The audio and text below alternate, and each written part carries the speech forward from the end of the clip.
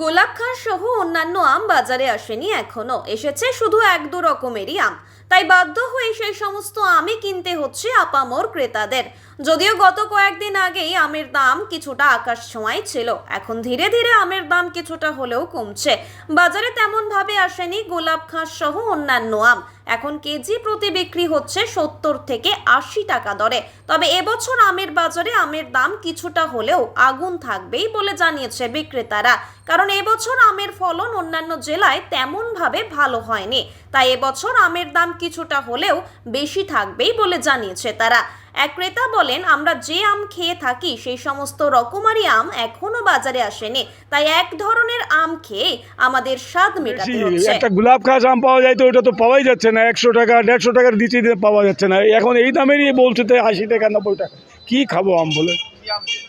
এখন আমি তো গোলাপখাসই পছন্দ করি, কিন্তু পাওয়াই যাচ্ছে না, কি করবো? না, আসে এক দুজনের কাছে ওই 150 টাকা করে দাম।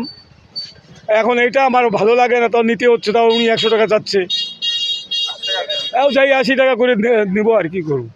এবার আমের ইয়েটা ভালো না, কিন্তু ল্যাংড়া এখন আসেও নাই। ল্যাংড়ার খুব পছন্দ আমাদের। হ্যাঁ, ওইটাই ব্যাপার।